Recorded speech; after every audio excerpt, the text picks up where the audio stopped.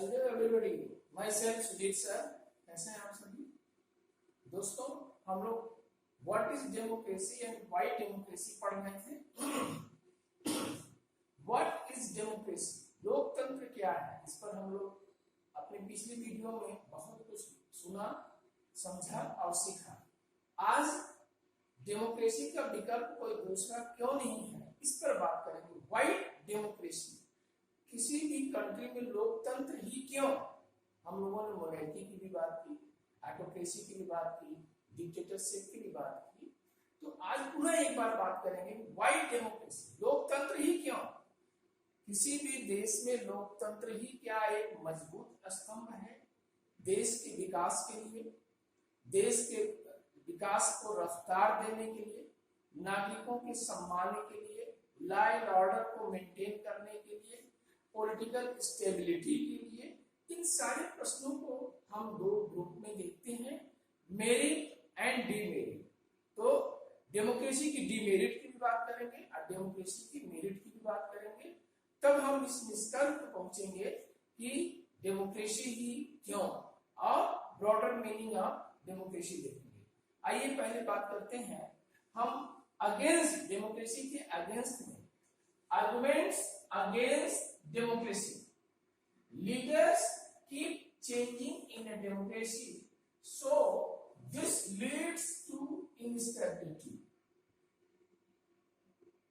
प्राय 4 वर्ष के चुनाव हो या 5 वर्ष के चुनाव हो, ये बार बार कहा जाता है कि किसी लोकतंत्र में लीडर्स बदलते रहते हैं जिससे इनस्टेबिलिटी रहती है।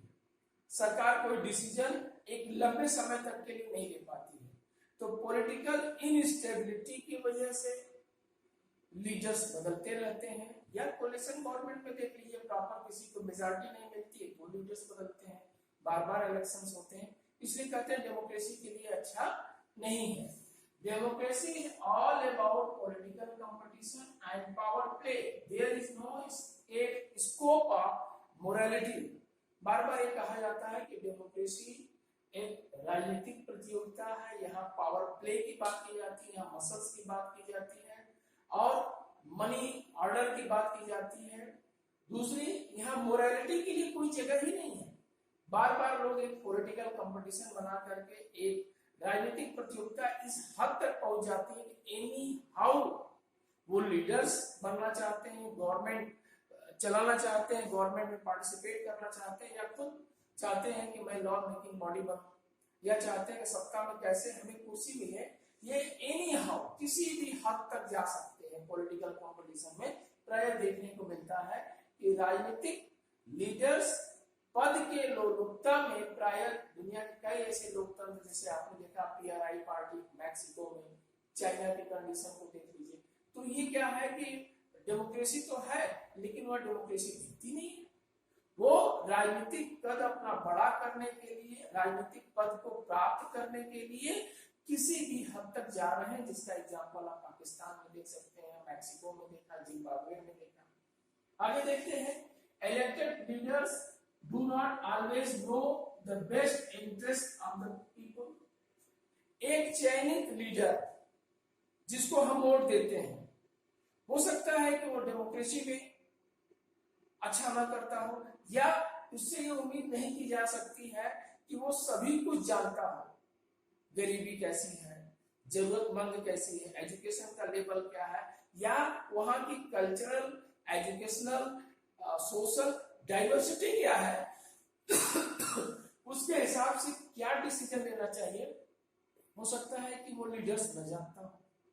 अगली चीज, ordinary people do not know what is good for them, they should not decide anything. लोकतंत्र में सामान्य नागरिक जानता नहीं उसके लिए अच्छा क्या है, उसके लिए बुरा क्या है। वो दे नहीं पाता है डिसीजन अपने वर्क को, या डिसाइड नहीं कर पाता किसको वोट दें। प्राय वोट खरीदे जाते हैं, ब्लैकमेल किए जाते हैं, इमोशनल ब्लैकमेल किए जाते हैं, और लोगों को मोटिवेट करने के साम दाम दंड भेद कई तरीके अपनाए जाते हैं कि लोग आपका वोट हम ही को मिलना चाहिए, हमसे बेटर आपके लिए कोई ऑप्शन नहीं है। तो ये क्या होता है, ordinary people do not know what is good for them, उनके लिए क्या अच्छा है क्या नहीं। Democracy leads to frequent changes in leadership. Democracy में फ्रीक्वेंट लीडरशिप चेंजेस देखने को मिलता है। प्राय इनस्टेबिलिटी के दौर में नेता बदल जाते हैं, और नेता बदल जाते हैं तो इसमें उनकी जो कुर्सी एन के प्रकार बनी रहती है, लेकिन देश का विकास का पथ का पहिया रुक जाता है, और उसमें जो सरकार होती है, जो गवर्नमेंट होती है, वो अपने बनाए रखने के लिए लीडर्स को बदलती रहती है, जो देश हित के लिए ठीक नहीं है। Democracy is not a magical solution for all problems. It has not ended poverty in our country and world levels. कि डेमोक्रेसी क्या है? मैजिक है। डेमोक्रेसी क्या दुनिया के सारे सॉल्यूशन को सॉल्व कर देगी? क्या दुनिया के सारे प्रॉब्लम को सॉल्व कर देगी? दुनिया में आप भूखमरी कितनी है? भारत में देख लीजिए, लगभग 28 से 30 करोड़ की आबादी पॉवर्टी लाइन के नीचे बिलोंग करती है। अफ्रीका ऐसे महाद्वीप में, जो दुनिया का ऐसा महाद्वीप है, सबसे ज्यादा गरीब वहां मिलते हैं। वहां पर भी कई डेमोक्रेटिक कंट्रियां हैं। तो क्या वो गरीबी को मिटा देती है? अपने देश में हो या विश्व में है, डेमोक्रेसी तो फॉर्म है। आज भी आजादी से लेकर के पॉवर्टी लाइन के नीचे कितनी गरीबी रेखाओं की परियोजनाएं बनी, तो क्या वो सब दूर हो गए? क्या 2 वक्त की रोटी सबको मिलने लगा? क्या सभी को जॉब मिल गया? क्या सभी को अपनी एक छत मिल गया ढकने के लिए? इस सारे प्रश्न क्वेश्चन मार्क के रूप में डेमोक्रेसी के लिए उठते हैं। तो ये बात आती है, जब इन प्रश्नों को देखते हैं तो लगता है कि डेमोक्रेसी बेटर ऑप्शन नहीं है। तो क्या बेटर ऑप्शन है? तो क्या डिक्टेटरशिप ऑप्शन है? क्या मोनार्की ऑप्शन है? तो जवाब मिलता है कैसे? आइए देखते हैं आर्गुमेंट्स फॉर डेमोक्रेसी। डेमोक्रेसी के पक्ष में डिसीजन लेते हैं। A democratic government is a better government because it is a more accountable form of government। कह रहा है because it is a more accountable form of government। जिम्मेदार है, अकाउंटेबल है। डेमोक्रेटिक गवर्नमेंट ही ज्यादा जिम्मेदार होती है, जनता के प्रति जवाबदेह होती है। उसे पता है कि 5 वर्ष में चुनाव होंगे या 4 वर्ष में चुनाव। भारत में 5 वर्ष में चुनाव होता है। डेमोक्रेटिक रियल अमेरिका में 4 वर्ष में चुनाव होता है। उसे पता है अगर मैं बेटर नहीं कर रहा हूं, जनता के प्रति अकाउंटेबल नहीं रहूंगा, तो मेरे सत्ता के प्रति, मेरे कार्यों के प्रति आलोचनाएं जबरदस्त उठेंगी। वो अच्छा भी हो सकता है, बुरा भी हो सकता है। भारत के संदर्भ में इस समय देख लीजिए कि गवर्नमेंट अगर अच्छा भी करना चाहती तब भी आलोचना से बच नहीं सकती। तो क्या आलोचकों को वो दबा सकती है? क्या वो अपने प्रतिद्वंदी, प्रतिस्पर्धी विपक्ष के नेताओं को दबा सकती है? नहीं, डेमोक्रेसी में इसका जगह नहीं है। संविधान बना है, आपकी न्यायपालिका इतनी मजबूत है कि ऐसा अगर डिसीजन लेती है कोई सरकार, तो सत्ता में बैठकर, इसका मतलब कि वो डिक्टेटर बनने जा रहे हैं। भारत के संदर्भ में देख लीजिए 1947 से अब तक, आप अमेरिका का एग्जाम्पल ले लीजिए, स्विट्जरलैंड का एग्जाम्पल ले लीजिए, तानाशाह का कोई भी स्थान नहीं है इतना मजबूत democracy. Democracy is based on consultation and discussion because democracy improve the quality of decision making. एक डेमोक्रेसी है जहां आप कंसल्ट कर सकते हैं, आप डिस्कस कर सकते हैं, अपनी पॉलिसी को लोगों को बता सकते हैं, ग्रुप में बैठा करके लीडर्स के साथ या सर्वदलीय बैठक बुला करके किसी नाजुक मोड़ पर, किसी नाजुक मुद्दे पर या बड़े बड़े मुद्दे पर देश के हित में आप डिसीजन ले सकते हैं, कंसल्ट कर सकते हैं, क्या बेटर हो सकता है, सबकी राय को ले सकते हैं, एडवाइस को ले सकते हैं। डिक्टेटरशिप में न तो एडवाइस दी जाती है और न तो एडवाइस मानने के लिए कोई गवर्नमेंट बाध्य होती है। लेकिन डेमोक्रेसी में कम से कम हम एडवाइस तो ले सकते हैं। सरकार के पक्ष में अगर होगा तो डिसीजन लेगी, देश के पक्ष में होगा, विकास के पक्ष में होगा, जनता के पक्ष में होगा, तो गवर्नमेंट ऐसे डिसीजंस लेती है। Democracy provides a method to deal with differences and conflict. Democracy वो स्थान है जहां पर आप अपने डिफरेंस को डील कर सकते हैं, अपने कॉन्फ्लिक्ट को, अपने संघर्ष को, अपने एक दूसरे के प्रति जो विरोध है, अपनी प्रतिस्पर्धा है, डेमोक्रेसी में ही डील कर सकते, किसी और गवर्नमेंट में संभव नहीं है। इसका एग्जांपल है हिटलर की सरकार, इसका एग्जांपल है वर्तमान में चाइना की सरकार, इसका एग्जांपल है वर्तमान में नॉर्थ कोरिया की सरकार। कि आप वहां पर कॉन्फ्लिक्ट कर ही नहीं सकते। कॉन्फ्लिक्ट का मतलब वहां एक ही सजा है। आप समझ रहे हैं हम क्या कर रहे हैं। And in a diverse country like India where people are from different religion and language, democracy की पावर टुगेदर। भारत में कितनी डाइवर्सिटी है, बहुनस्ली है, बहुजाति है, बहुधर्मी है। इतनी डाइवर्सिटी होते हुए यूनिटी बनी। भारत राज्यों का संघ है। अब देखिए साउथ इंडिया का कल्चर, साउथ इंडिया का लैंग्वेज, पूर्वी भारत का लैंग्वेज, पूर्वी भारत का कल्चर, पश्चिमी भारत का अलग, नॉर्थ इंडिया में हम आप सब रह रहे हैं। लेकिन इतना डाइवर्सिटी होने के बाद भी, इतने डिफरेंसेस होने के बाद भी हम अपने मेथड से देश को एक्सेप्ट करते हैं, स्ट्रॉन्ग बनाते हैं, संविधान का सम्मान करते हैं, न्यायपालिका का संविधान का सम्मान करते हैं और लोकतंत्र में निर्वाचित सरकार का सम्मान करते हैं, क्योंकि ये हमारे हित में है, देश के हित में है। And the strongest arguments for democracy is that enhance the indignity of citizens. In democracy the poorest and least educated have the same status. क्या कह रहा है कि डिग्निटी ऑफ सिटीजंस, नागरिकों की सम्मान की बात आती है। And democracy and in democracy the poorest, गरीब से गरीब पीपुल हो, लिस्ट एजुकेटेड, कम से कम पढ़ा लिखा हो, सभी को अपॉर्चुनिटी मिलती है वोट देने का, सभी को अपॉर्चुनिटी मिलती है सत्ता में भागीदारी का, और वो स्वयं लीडर बन सकता है और वो स्वयं आगे बढ़ सकता है। ये डेमोक्रेसी में ही संभव है। गरीब से गरीब व्यक्ति को, कम एजुकेटेड व्यक्ति को, अगर ज्यादा पढ़ा लिखा नहीं है तब भी उसके लिए संभव है कि लोकतंत्र में अपनी सहभागिता, अपनी कार्यशैली, अपनी रचनात्मकता और राजनीतिक पार्टियों के साथ मिलकर के चुनाव लड़ सकती है, स्वतंत्र है। And it is better than other form of government. Democracy इन्हीं वजहों से other form of government better है, because it is allow us to correct our own mistake। अपने मिस्टेक को दूर करने का सबसे बड़ा प्लेटफॉर्म राजनीतिक पार्टियों को डेमोक्रेसी में ही मिलता है। किसी भी राजनीतिक दल को, किसी भी राजनीतिक व्यक्ति को अपने मिस्टेक को दूर करने का डेमोक्रेसी में ही स्थान मिलता है। अगर कोई विपक्ष का पार्टी, राजनीतिक पार्टी अगर सत्ता में नहीं है, विपक्ष में बैठा है, तो वो अपने मिस्टेक को वो दूर कर सकता है कि वो कौन सी कमियां थी जिसके वजह से आज हम सत्ता के विपक्ष में बैठे हैं। हम अपने मिस्टेक को दूर कर सकते हैं, फिर से जनता में जाकर के अपनी बातों को बता सकते हैं, एक नई ऊर्जा के साथ, एक नई जोश के साथ, और वर्तमान सत्ता पक्ष की सरकार की कमियों को बता करके, अपनी अच्छाइयों को बता करके, एक नए प्रॉमिस के साथ, एक नए आवाज के साथ, एक नए उद्देश्य के साथ एक पार्टी अपनी बात को जनता के बीच में फिर से रख सकती है। ये केवल डेमोक्रेसी में ही संभव है बच्चों। और हम यह कह सकते हैं it is the broader meaning of democracy.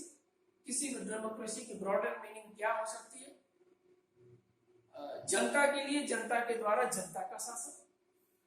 Abraham Lincoln ने, जो अमेरिका के प्रेसिडेंट रह चुके हैं, डेमोक्रेटिक वैल्यूज की इतना सुंदर डेफिनेशन कहीं नहीं मिल सकता है। Democracy is the form of government, rulers are elected by the peoples. और दूसरा, अगला meaning, no one can be permanent winner, no one can be permanent loser.